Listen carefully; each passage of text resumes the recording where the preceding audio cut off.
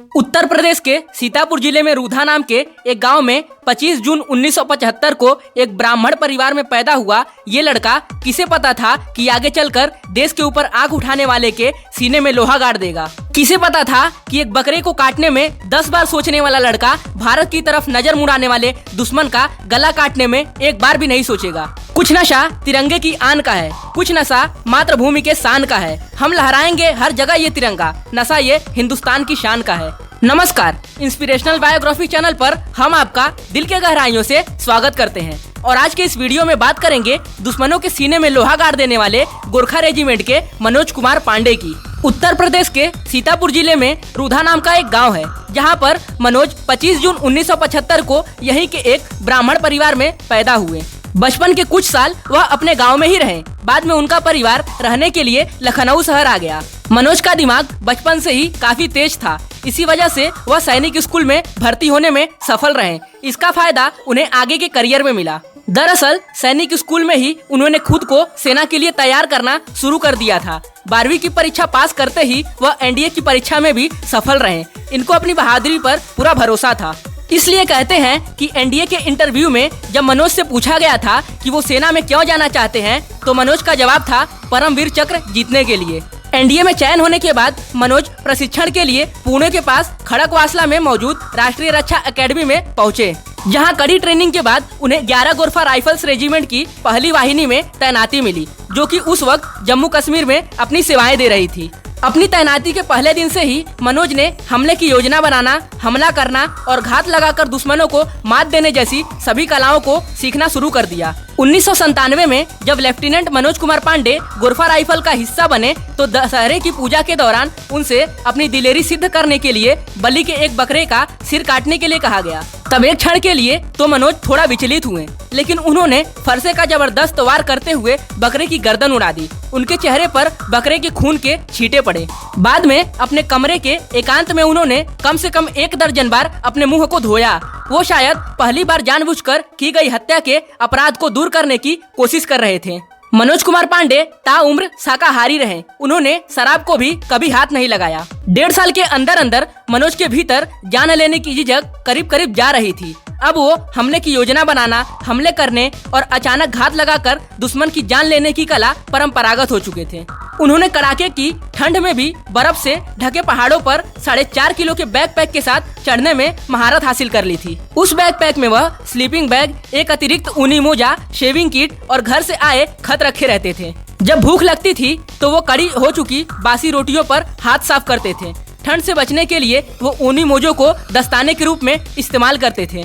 मुझे न तन चाहिए न धन चाहिए, बस अमन से भरा ये वतन चाहिए, और जब मैं मरूं तो सिर्फ तिरंगे का कफन चाहिए। 11 गोरखा राइफल्स की पहली बटालियन ने सियाचिन में 3 महीने का अपना कार्यकाल पूरा किया था और सारे अफसर और सैनिक पुणे में पीस पोस्टिंग का इंतजार कर रहे थे। बटालियन की एक एडवांस पार्टी पहले ही पुणे पहुंच चुकी थी। सारे सैनिकों ने अपने जाड़ों के कपड़े और हथियार वापस कर दिए थे और ज्यादातर सैनिकों को छुट्टी पर भेज दिया गया था। विरोधी सेना से ज्यादा जालिम वहां का मौसम है। जाहिर है सारे सैनिक बुरी तरह से थक चुके थे। करीब करीब हर सैनिक का 5 किलो वजन कम हो चुका था। तभी अचानक आदेश आया कि बटालियन के बाकी सैनिक पुणे न जाकर कारगिल में बटाली की तरफ आगे बढ़ेंगे, जहां पाकिस्तान की भारी घुसपैठ की खबर आ रही थी। मनोज ने हमेशा आगे बढ़कर अपने सैनिकों का नेतृत्व किया और 2 महीने तक चले ऑपरेशन में कुकरथॉग और जुबर टॉप जैसे कई चोटियों पर दोबारा कब्जा कर लिया। फिर उन्हें खालोबार चोटी पर कब्जा करने का लक्ष्य दिया गया। इस पूरे मिशन का नेतृत्व सौंपा गया कर्नल ललित राय को। उस मिशन को याद करते हुए कर्नल ललित राय बताते हैं, उस समय हम चारों तरफ से घिरे हुए थे। पाकिस्तानी सैनिक हमारे ऊपर बुरी तरह से छाए हुए थे। वो ऊंचाई पर थे और हम नीचे। उस समय हमें बहुत सख्त जरूरत थी एक जीत की, जिससे हमारे सैनिकों का मनोबल बढ़ सके। कर्नल राय कहते हैं, खालोबार टॉप सामरिक रूप से बहुत महत्वपूर्ण इलाका था। वो एक तरह का कम्युनिकेशन हब भी था हमारे विरोधियों के लिए। हमारा मानना था कि अगर वहाँ हमारा कब्जा हो जाता है तो पाकिस्तानियों के दूसरे ठिकाने कठिनाई में पड़ जाएंगे और उनको रसद पहुँचाने और उनके वापस भागने के रास्ते में बाधा आ जाएगी। कहने का मतलब ये कि इससे पूरी लड़ाई का रुख बदल सकता है। फौजी है जिंदगी हमारी, अंत इसी में होगा। बारूद बनकर चिता जलेगी, कफन वर्दी का होगा। इस हमले के लिए गोरखा राइफल्स की 2 कंपनियों को चुना गया। कर्नल ललित राय भी उन लोगों के साथ चल रहे थे। अभी वो थोड़ी दूर चढ़े ही होंगे कि पाकिस्तानियों ने उन पर भारी गोलीबारी शुरू कर दी और सभी सैनिक तितर बितर हो गए। कर्नल राय याद करते हैं, करीब 60 से 70 मशीन गनें हमारे ऊपर बरस रही थी। तोपों के गोले भी हमारे ऊपर बरस रहे थे। वो लोग रॉकेट लॉन्चर, ग्रेनेड लॉन्चर सभी का इस्तेमाल कर रहे थे। वे बताते हैं, मशीन गन की गोलियों की रफ्तार 2900 फीट प्रति सेकंड होती है। अगर वो आपके बाजू से चली जाए तो आपको लगता है कि किसी ने आपको जोर का धक्का मारा है, क्योंकि उसके साथ एक एयर पॉकेट भी आता है। कर्नल राय कहते हैं, जब मैं खालोबार टॉप से करीब 600 गज नीचे था तो 2 इलाकों से बहुत ही मारक और नुकसानदायक फायर हमारे ऊपर आ रहा था। कमांडिंग अफसर के रूप में मैं बहुत दुविधा में था। अगर हम आगे चार्ज करें तो हो सकता है कि हम सब खत्म हो जाएं। तब इतिहास यही कहेगा कि कमांडिंग अफसर ने सबको मरवा दिया। अगर चार्ज न करें तो लोग यह कहेंगे इन्होंने अपना लक्ष्य हासिल करने की कोशिश ही नहीं की। मैंने सोचा कि मुझे 2 टुकड़ियां बनानी चाहिए जो सुबह होने से पहले ही वहां पहुंच जाएं, वरना दिन की रोशनी में हम सबका बचना मुश्किल हो जाएगा। इन हालात में मेरे सबसे नजदीक जो अफसर था वो था कैप्टन मनोज पांडे। मैंने मनोज से कहा कि तुम अपनी प्लाटून को ले जाओ, मुझे ऊपर 4 बंकर नजर आ रहे हैं, तुम उन पर धावा बोलो और उन्हें खत्म कर दो। कर्नल राय कहते हैं, इस युवा अफसर ने 1 सेकंड के लिए भी कोई झिझक नहीं दिखाई और रात के अंधेरे में कड़कती ठंड और भयानक बम्बार्डमेंट के बीच ऊपर चढ़ गया। मनोज ने अपनी राइफल के ब्रीच ब्लॉक को अपने ऊनी मोजे से ढक रखा था ताकि वो गर्म रहे और बेइंतहा ठंड में जाम ना हो। हालांकि उस समय तापमान 0 से नीचे जा रहा था, लेकिन तभी भी सीधी चढ़ाई चढ़ने की वजह से भारतीय सैनिकों के कपड़े पसीने से भीग गए थे। हर सैनिक के पास 1 लीटर पानी की बोतल थी, लेकिन आधा रास्ता पार करते करते उनका सारा पानी खत्म हो चुका था।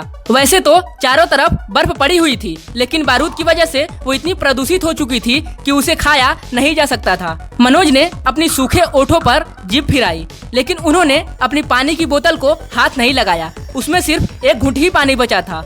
मनोवैज्ञानिक कारणों से वो उस 1 बूंद पानी को मिशन के अंत तक बचा कर रखना चाहते थे। कर्नल राय आगे बताते हैं, हमने सोचा था कि वहाँ 4 बंकर है, लेकिन मनोज ने ऊपर जाकर रिपोर्ट किया कि यहाँ तो 6 बंकर है। हर बंकर से 2-2 मशीन गन हमारे ऊपर फायर बरसा रहे थे। 2 बंकर जो थोड़े दूर थे उनको उड़ाने के लिए मनोज ने हवलदार दीवान को भेजा। दीवान ने भी फ्रंटल चार्ज कर उन बंकरों को बर्बाद किया, लेकिन उन्हें गोली लग गई और वो वीरगति को प्राप्त हो गए। बाकी बंकरों को ठिकाने लगाने के लिए मनोज और उनके साथी जमीन पर रेंगते हुए बिल्कुल उनके पास पहुंच गए। बंकर को उड़ाने का एक ही तरीका होता है कि उसके लूप होल में ग्रेनेड डालकर उसमें बैठे लोगों को खत्म किया जाए। मनोज ने एक एक कर 3 बंकर ध्वस्त किए, लेकिन जब वो चौथे बंकर में ग्रेनेड फेंकने की कोशिश कर रहे थे तो उनके बाएं हिस्से में कुछ गोलियां लगी और वो लहूलुहान हो गए। साथियों ने कहा कि सर अब एक ही बंकर बच गया है, आप यहाँ बैठकर देखिए, हम उसे खत्म करके आते हैं। उन्होंने कहा, देखो कमांडिंग ऑफिसर ने मुझे यह काम सौंपा है, मेरा फर्ज बनता है कि मैं अटैक को लीड करूं, कमांडिंग अफसर को अपना विक्ट्री साइन भेज सकूं। वो रेंगते रेंगते चौथे बंकर के बिल्कुल पास पहुंच गए। तब तक उनका बहुत खून बह चुका था। उन्होंने खड़े होकर ग्रेनेड फेंकने की कोशिश की, तभी पाकिस्तानियों ने उन्हें देख लिया और मशीन गन स्विंग कर 4 गोलियां उन पर चलाई। ये गोलियां उनके हेलमेट को पार करती हुई उनके माथे को चीरती चली गईं। पाकिस्तानी एडी मशीन गन इस्तेमाल कर रहे थे, 14.7 mm वाली। उसने मनोज का पूरा सिर ही उड़ा दिया और वो जमीन पर गिर गए। अब देखिए उस लड़के का जोश, मरते मरते उसने कहा ना छोड़ दूं, जिसका मतलब था उनको छोड़ना नहीं। उस समय उनकी उम्र थी मात्र 24 साल और 7 दिन। पाकिस्तानी बंकर में उनका ग्रेनेड बर्स्ट हुआ, कुछ लोग मारे गए, कुछ ने भागने की कोशिश की। हमारे जवानों ने अपनी खुखरी निकाली, उनका काम तमाम किया और चारों बंकरों को खामोश कर दिया। इस अद्वितीय वीरता के लिए कैप्टन मनोज कुमार पांडे को मरणोपरांत भारत का सबसे बड़ा वीरता सम्मान परमवीर चक्र दिया गया। इस अभियान में कर्नल ललित राय के पैर में भी गोली लगी और उन्हें भी वीर चक्र दिया गया। इस जीत के लिए भारतीय सेना को बहुत बड़ी कीमत चुकानी पड़ी। ललित राय बताते हैं कि वो अपने साथ 2 कंपनियों को लेकर ऊपर गए थे। जब वो खालूबार पर भारतीय झंडा फहराकर वापस आए तो उनके साथ सिर्फ 8 जवान ही बचे थे, बाकी लोग या तो मारे गए थे या घायल हो गए थे। इस वीरता की मिसाल मनोज कुमार पांडे को आप क्या कहना चाहेंगे, कमेंट बॉक्स में जरूर बताइएगा। ऐसे वीर जवान को इंस्पिरेशनल बायोग्राफी चैनल सत सत नमन करता है। वीडियो पसंद आया हो तो लाइक करना न भूलें। इंडियन आर्मी की ये गाथा लोगों तक जरूर पहुंचाएं और अभी तक चैनल को सब्सक्राइब नहीं किए हैं तो सब्सक्राइब कर लें। हम इसी तरीके के बहादुरी की मिसाल बने लोगों की वीडियो लाते रहते हैं। धन्यवाद। जय हिंद, जय भारत।